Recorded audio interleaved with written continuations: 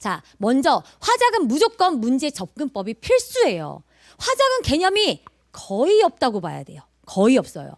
그래서 문제를 딱 보는 순간 요건 요 패턴의 문제야. 이 문제는 요렇게 풀어야 돼.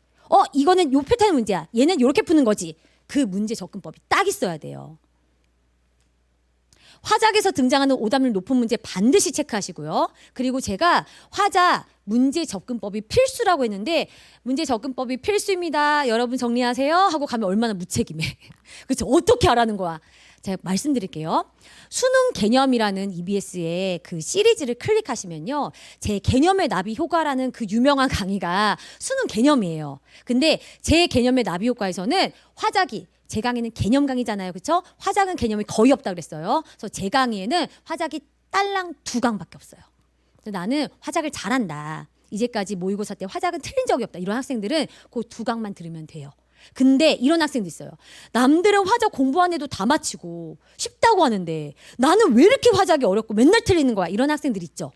이런 학생들은 수능 개념에서 남궁민 선생님의 개기일식이라는 강의를 클릭하면 그 개기일식 강의에 문학도 있고 독서도 있고 다른 영역도 있는데 그 안에서 화작만 7강이에요. 완전 초강추합니다. 아셨죠? 저 화작이 너무 약해요. 남궁민 선생님 개기일식 강의에서 화작 7강을 꼭 찾아서 들으세요. 아셨죠? 진짜 신세계가 열릴 거예요. 이제 화작을 어떻게 틀리지? 틀릴 자신이 없네? 이렇게 말하게 될 거예요. 자, 그런데도 나는 조금 더 화작을 더 시간을 투자해서 더 공부를 해야 되는 그런 하위권 학생이다. 이런 학생들은 수능 개념 시리즈에서 화작만 집중해서 해주시는 강의가 있어요. 한병훈 선생님과 조효준 선생님의 강의가 있어요. 두 분 선생님을 클릭해서 나는 이 선생님이랑 완전히 찰떡궁합으로 잘 맞는 것 같아. 이 선생님의 강의를 찾아서 들으면 돼요. 나중에 화작 정리할 시간 없어요. 지금 한번 딱 깔끔하게 정리하고 그 다음에 기출문제 풀어나가면 되는 거예요. 제가 추천 꿀 강의들 말씀드렸어요. 화작에 대해서. 왜냐하면 화작 선택하면 무조건 다 맞춰야 되니까. 아셨죠? 자, 요 문제가 40번 문제입니다. 자, 이런 문제를 딱 보는 순간 이 전형적인 패턴, 이 패턴은 이렇게 풀어야 돼 라고 알아야 돼요. 이 문제 많은 학생들이 틀렸는데 뭐 때문에 틀렸냐면은 나에 반영된 양상으로 적절하지 않은 것은인데 가에 있는 내용으로 착각해서 틀렸을 거예요. 정답은 1번이었거든요.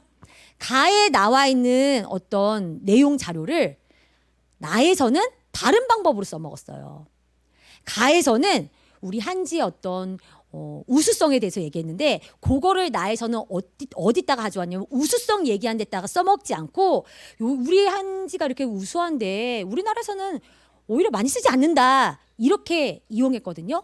그런데 많은 학생들이 문두를 제대로 안 읽어요. 그러니까 나에 반영된 양상으로 적절하지 않은 것은 이라고 했는데 나에 초점을 두지 않고 가에 나왔던 내용 그러니까 이것도 적절하지 않은 것인데 정답이 1번이라고 그랬잖아요.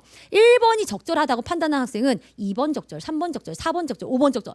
어떡하지? 다 적절해. 다시 막 난리 난 거예요. 왔다 갔다. 자, 요런 문제도 딱 보는 순간 내가 포인트를 어디다 둬야 되는 패턴이다 알아야 됩니다. 자, 그 다음에 요 문제가 1이었잖아요. 자료 활용의 적절성. 얘는요. 항상 나오고요. 그 다음에 시간이 되게 오래 걸리는 문제예요. 이 문제 나중에 여유를 가지고 풀어보세요. 그리 어렵지 않았어요. 근데 이게 EBS 자료상 1이라는 게 굉장히 놀랍고 의미가 있습니다. 이런 문제 스스로 분석해 봐야 됩니다. 자, 그 다음에 문법은요. 아까 말씀드렸죠. 개념 정리로 시작해서 끊임없이 반복 복습해야 되고 그 다음에 매체 같은 경우에는 매체는 솔직히 우리 학생들이 태어나면서부터 매체와 함께 살아오고 있어요. 그래서 굳이 수업을 해주지 않더라도 사실 우리 학생들이 저에게 수업을 해줄 수 있을 정도예요. 그래서 매체는 최근 기출과 연계교재 문제를 충실히 풀면 괜찮습니다. 엄매 선택자들은 매체는 조금 가볍게 그리고 문법, 언어 부분에 집중을 하면 됩니다. 문법 개념 정리는 정말 너무너무 중요해요. 지금 해야 됩니다. 자, 그리고 요것도 이제 예시를 보여드리면요. 보세요. 불규칙 활용, 규칙 활용. 그 다음에 저기 가운데 보면은 모음조화 보이시죠? 거기서 조금 더 나가면은 활용형의 줄어듦 가능 여부. 이것도 조건을 파악해야 되는데 어쨌든 기본은 규칙 활용과 불규칙 활용이라는 굉장히 학생들이 빈출이지만 어려워하는 개념이에요. 넘어가서 이것 때문에 학생들이 후덜덜 많이 그냥 무너졌어요. 자, 중세국어인데 보면요. 상형의 원리, 가획의 원리, 초출자, 제출자 진짜 개념 시간에 목 터져라 강했던 내용이에요. 내가 개념이 튼튼하다면 겁먹지 않고 갈 수 있는데 워낙에 학생들이 중세국어를 힘들어하는 데다가 중세국어로 이렇게 지문을 만든 게 처음이었어요. 이건 학생들한테 변화죠. 그래서 많은 학생들이 두려워하면서 굉장히 많이 틀렸습니다. 그래서 제가 간략하게 말씀드리고 싶은 것은 문법은 기본 개념이에요. 내가 윤혜정 선생님처럼 강의할 수 있을 정도로 문법 개념은 정말 확실하게 잡아야 되고 지금이 적기입니다. 딱 정리한 다음에 이걸 가지고 기출문제를 풀면서 계속 반복해야 되는 거예요. 자, 그 다음에 넘어가서 자, 문학을 어떻게 공부해야 하느냐. 본격적으로 문학과 독서. 소중한 기출문제를 무작정 풀어버리면 절대 안 됩니다. 알았죠? 기출문제 아껴야 돼요. 아무것도 아는 것도 없는 주제에 그 기출문제를 다 풀어버리면 나중에 어떡할 건데 답이 기억나서. 말씀드렸죠? 한번 내가 선생님 설명을 들어버리거나 해설지를 읽어버리거나 그러면 그냥 선생님이 길을 밟은 그 길로밖에 못 간다니까요. 수능 시험장에서도 내가 문제를 풀었어. 답이 안 나와. 그러면 조금 고민하다가 과감하게 접어놓고 다음 세트로 넘어가야 돼요. 왜냐하면 국어는요. 사고하는 거잖아요. 한번 내가 요렇게 길을 밟아서 생각을 해놓으면은 다른 길을 잘 못 찾아요. 계속 그 길로 가거든요. 수능 시험장에서 붙들고 있어봤자 계속 그 길로 가요. 차라리 다른 세트를 본 다음에 다시 오면은 다른 길이 보일 수 있어요. 내가 선생님 강의를 들어버리거나 문제를 풀어버리거나 답을 알아버리면 사고할 수 있는 가능성이 확 줄어요. 그러니까 지금은 기출문제 풀지 마세요. 지금은 수능 개념부터 잡은 다음에 물론 개념 강의도 들으면 다 기출문제로 되어 있어요. 기출문제를 가지고 가르치니까. 개념을 통해서 내가 개념 강의를 통해서 개념 잡고 이런 문제는 이렇게 푸는 거다. 방법을 어느 정도 안 다음에 그 다음에 본격적으로 기출문제를 풀어야 돼요. 그래서 추천드리는 거는 수능 개념 강의 듣고 수능 특강 들으면서 기출문제 병행하는 거예요. 고3들은 평가원 문제만 풉니다. 교육청은 나중에 시간 남으면 푸는 거예요. 자, 그 다음에 아는 만큼 보인다 말씀드렸죠. 요거 한 다음에 기출문제 푸셔야 돼요. 개념과 유형을 안 다음에. 자, 그리고 연계교재에 수록된 문학 작품은 강의 듣기 전에 아까 전에 제가 진짜 강조 드렸어요. 강의 듣기 전에 혼자 하세요. 혼자 읽어야 돼요. 시간 오래 걸려도.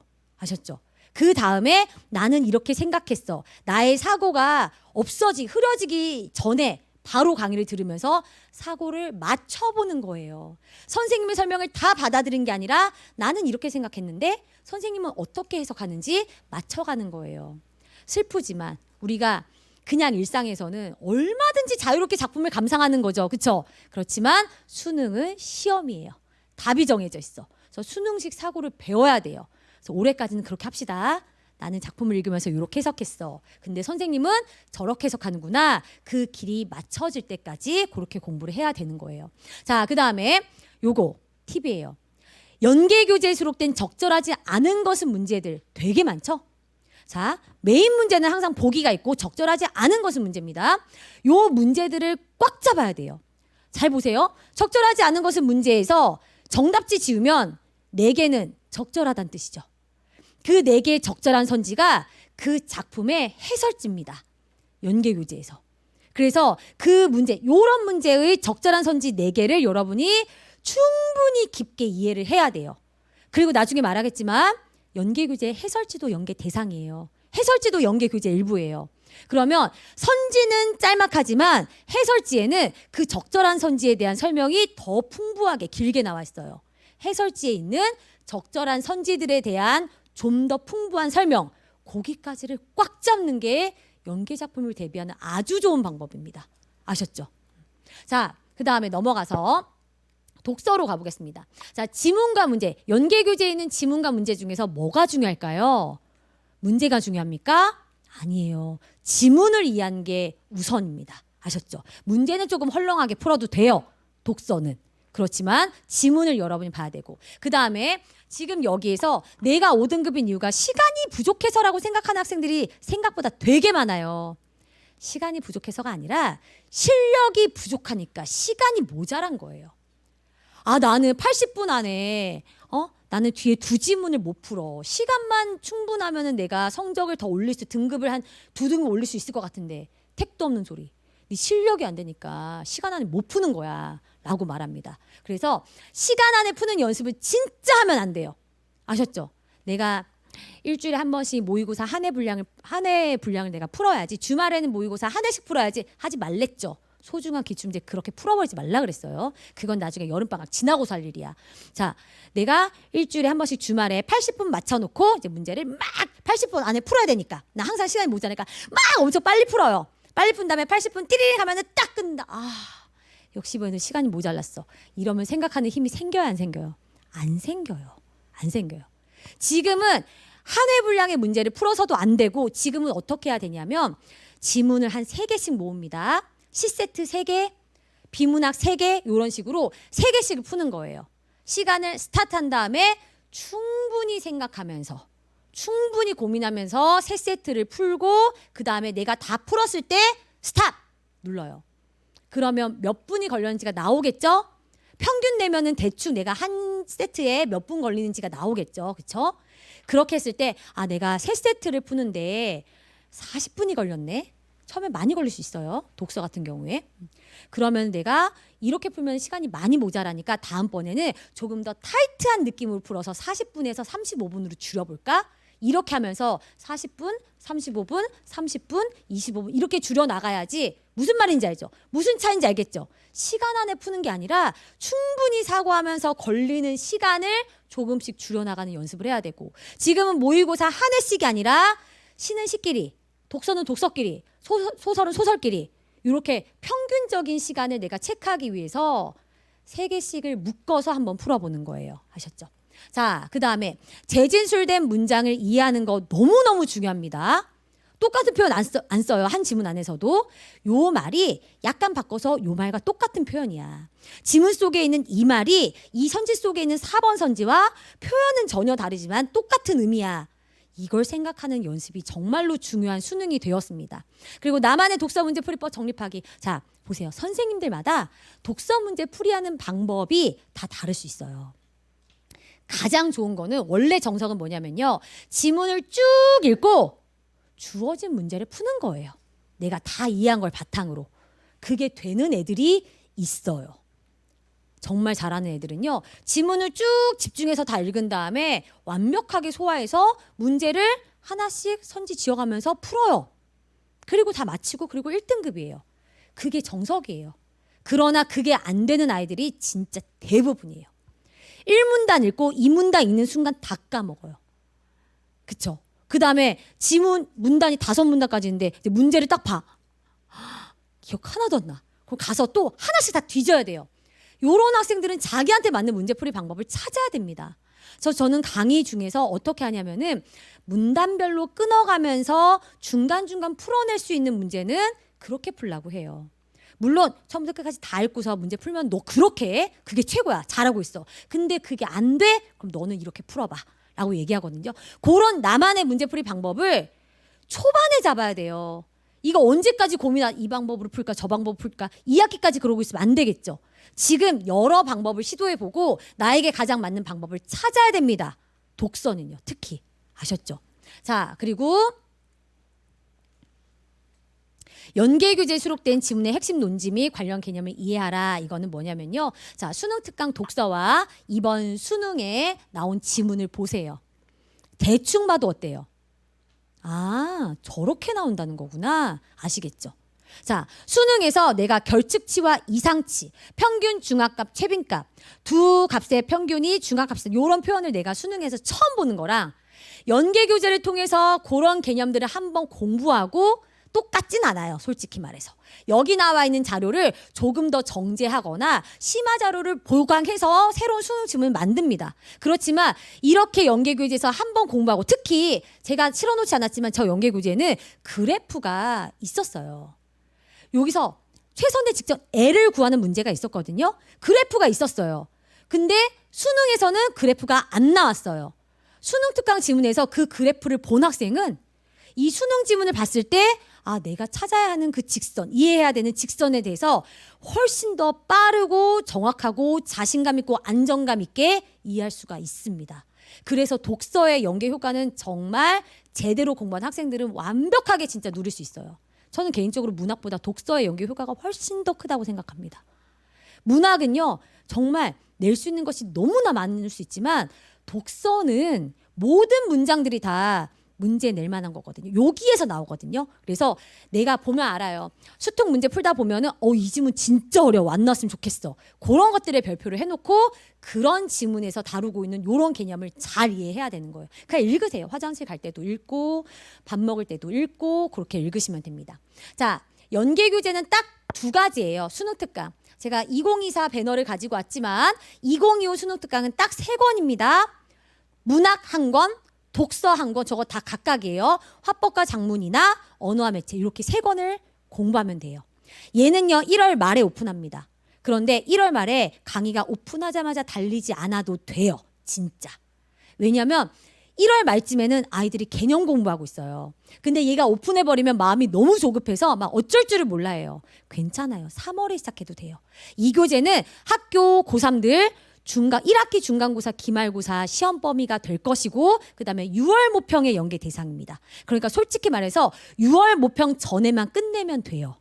3월에 시작해도 돼요. 오히려 조급해하지 말고 개념을 지금은 잘 잡고 그다음에 빨리 시작할 수 있으면 좋겠지만 늦어도 괜찮아요. 3월에 시작하면 되는 거예요. 아셨죠?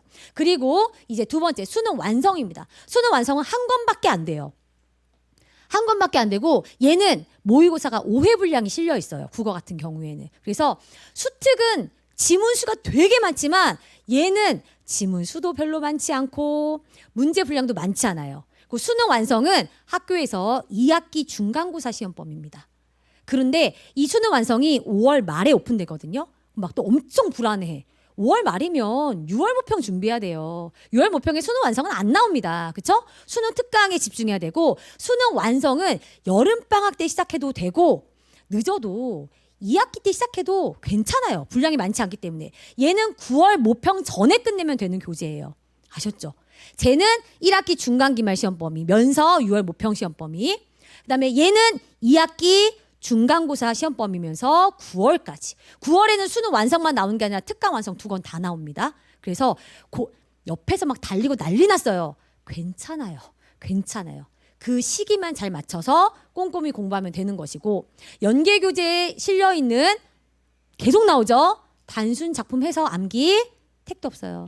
그렇게는 수능에서 절대 높은 점수를 못 받습니다. 그러나 문학 작품과 독서 지문 분석은 필수. 특히 독서에서 되게 뭔가 복잡하고 어려워 보인다. 그 지문 속에 아까 보면 이상치 결식치 나왔잖아요. 그런 개념들을 내가 충분히 이해해야 된다는 거. 그리고 나만의 연계 작품 및 지문 목록이 있어야 됩니다. 이거 나중에 수능 특강은 정말 지문이랑 작품 수가 어마어마하거든요. 나중에 모평 직전이나 수능 직전에 복습하라고 했을 때 나한테 어려웠던 지문 목록이 없으면 그거 다 복습해야 돼요. 그러니까 애초에 3월부터 수특이랑 수능 완성 시작할 때 꼭 표시해 놓으세요. 나한테 어려웠던 작품이랑 나한테 어려웠던 지문을 꼭 표시해 놔야 돼요. 그거 나중에 나 스스로 복습을 해야 됩니다. 자, 해설지도 연계 대상이라는 거 말씀드렸어요. 해설지 꼼꼼히 보셔야 됩니다. 그리고 연계 교재에서 필수 개념 정리, 수능 완성에는 아예 개념이 없습니다. 국어는 수능 특강에 조금씩 있는데 그중에서 우리가 봐야 되는 거는 수능 특강 문법 교재에 나와 있는 그 개념 정리는 꼼꼼히 보셔야 돼요. 날개에도 무슨 말들이 막 있을 거예요. 그거 꼼꼼히 보셔야 됩니다. 자, 그리고 저의 추천 커리큘럼은요. 일단은 제 강의가 개념의 나비 효과, 패턴의 나비 효과, 기출의 나비 효과가 있는데 개념의 나비 효과를 제가 처음 쓴 게 2011년이에요. 2011년부터 계속 축적돼 온 강의이기 때문에 굉장히 많은 학생들이 보고 있고 잘 알고 있어요. 지금 이 시점에 봐야 되는 강의고요. 패턴의 나비 효과가 진짜 팁들을 다 담은 강의예요. 얘는 2019년에 제가 처음 만든 강의이기 때문에 아는 학생들은 알지만 모르는 학생들도 아직 많아요. 패턴의 나비 효과는 시간 단축하는 법, 문제 푸는 꿀팁, 진짜 저 강의는 정말 강추합니다. 16강밖에 되지 않기 때문에 사실 개념의 나비 효과, 패턴의 나비 효과를 수특 전에 보고 수특에다가 다 적용하면서 보는 게 가장 좋아요. 자, 그리고 기출의 나비 효과는 제가 작년에 처음 만든 수능 직전에 만든 강의이기 때문에 아는 학생들이 진짜 없어요. 자, 이 기출의 나비 효과는 지금의 수능 트렌드에 너무나 맞는 게 뭐냐면 정말 난이도가 높은 문제들, 많은 학생들이 헷갈려하는 거, 아까 보셨지만 매력적인 오답의 선택 그 비율이 굉장히 높은 그런 문제들만 다 모아놨어요. 그래서 저 교재는요, 지금 보면 안 돼요. 수능 특강 끝난 다음에 봐야 돼요. 기출의 나비 효과. 실력이 쌓은 다음에 거의 모든 문제들이 오답률 1위, 2위 문제로만 돼 있어요. 그래서 개념과 패턴의 나비 효과는 수특 전에, 그 다음에 이 기출의 나비 효과는요, 언제? 수능 완성 전에. 수특 끝나고 그렇게 보기를 추천드리고요. 자, 그 다음에 지금 반드시 해야 되는 거, 국어뿐만이 아니에요. 특히 탐구 과목 완전 여러분이 개념 강의를 보셔야 됩니다. 특히 누구? 중하위권 학생들은 정말 봐야 되고 상위권 학생들 자만하지 마세요. 1, 2학년 때 봤던 모의고사 성적이 무슨 성적이야. 전국에서 진짜 그 시험 보는 거 학교 다니는 재학생들만 보는 시험이고 그 시간에 누워서 자는 애들이 얼마나 많은데 그 시험에서 1등급, 2등급 받았다고 나 1등급짜리야. 그러다가 3월 학평 보면 무조건 4등급 떨어집니다. 내가 1등급, 국어 1등급이라고 자만하지 말고 지금 개념 강의 공부하셔야 돼요. 아셨죠? 그리고 요거는요. 2025 파이널 체크 포인트는요. 수능 직전에 나오는 EBS 초초초초 꿀강이에요. 진짜 몰라. 어디 가서 말도 해주지 마요. 혼자만 봐요. 진짜 거의 평가원에서 문제가 다 나오고 인쇄도 될 즈음에 오픈돼요. 그래서 EBS에서 수능 특강 수능 완성을 진행해 주신 선생님이 연계교재에서 반드시 봐야 되는 작품들, 반드시 봐야 되는 문제들 쪽집게처럼 뽑아서 특강으로 강의해 주시는 진짜 파이널 체크 포인트인데 적중률이 거의 100%예요. 그렇다고 수특 수험 공부 안 하고 나중에 이것만 봐야지 이렇게 생각하면 안 되고요. 나중에 수능 직전에 꼭 보세요. 아셨죠? 그래서 저거는 혼자만 알아야 돼. 아셨죠?